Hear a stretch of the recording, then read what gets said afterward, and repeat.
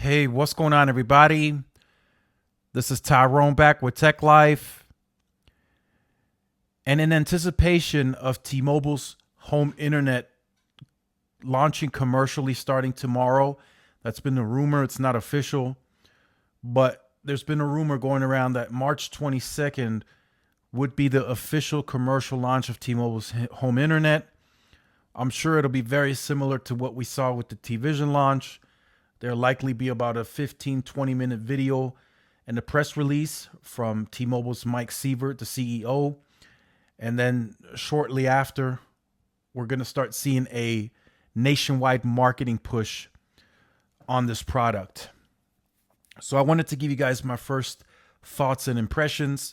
I've had this product now on the pilot program for a while. I've been testing it. I completely turned off my provider previously, which was AT&T.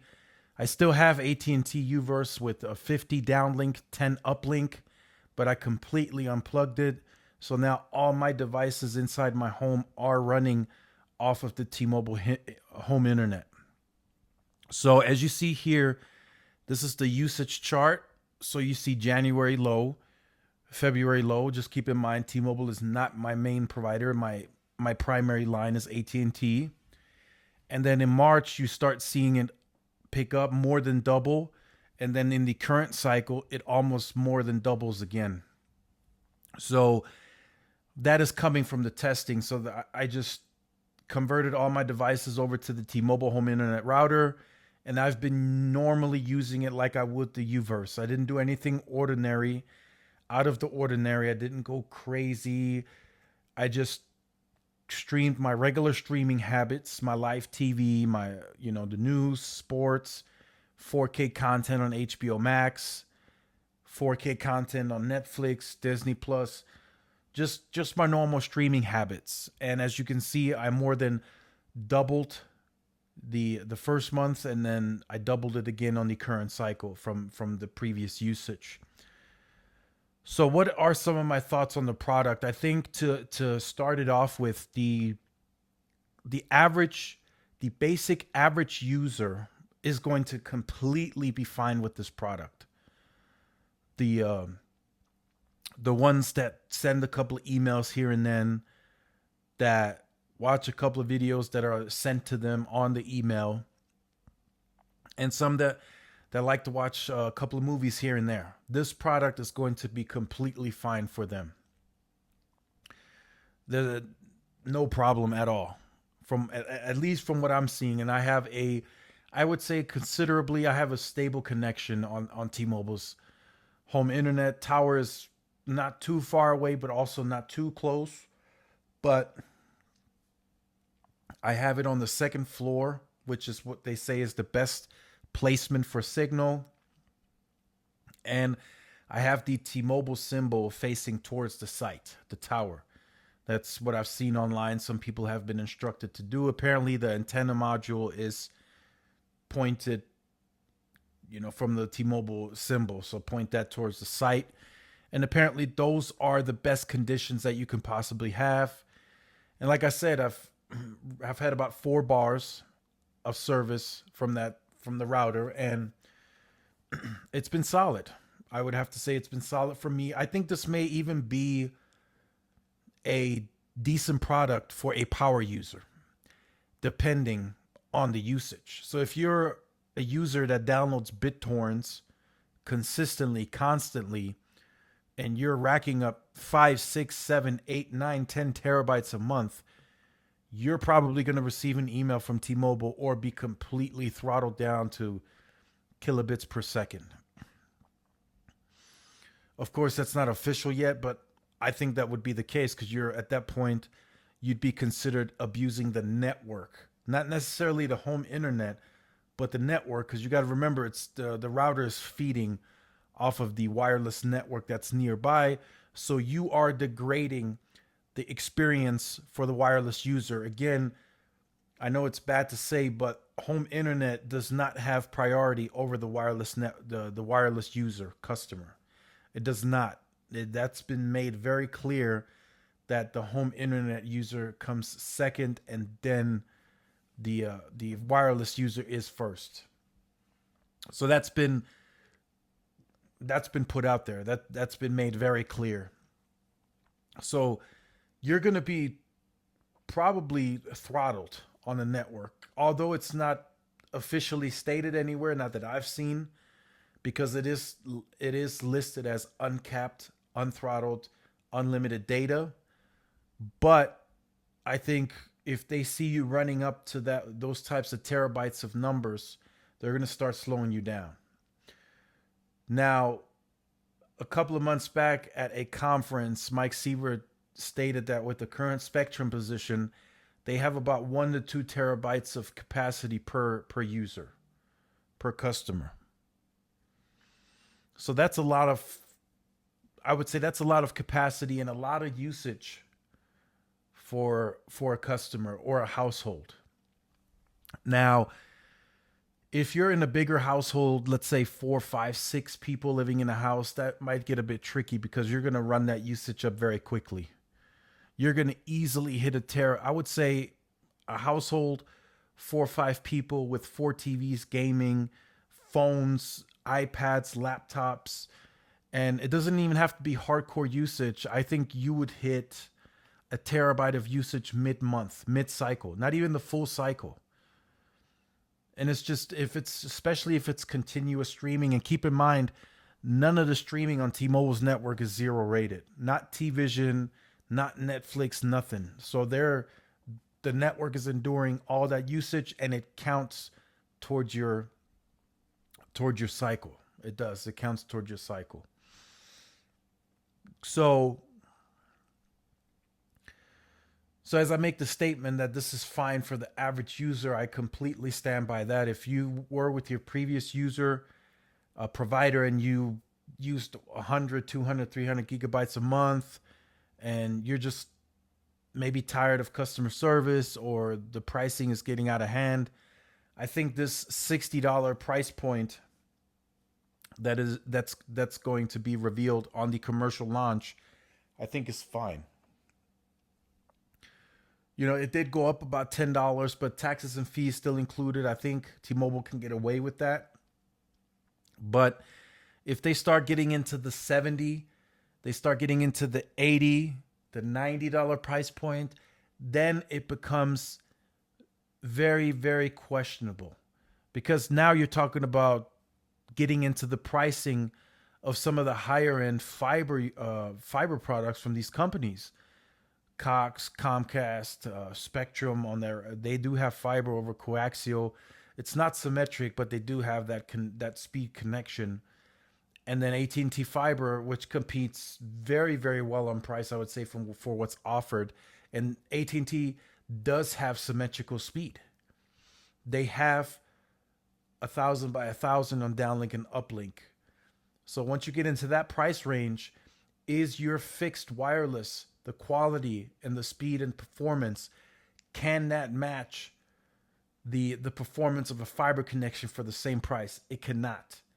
There's just no way.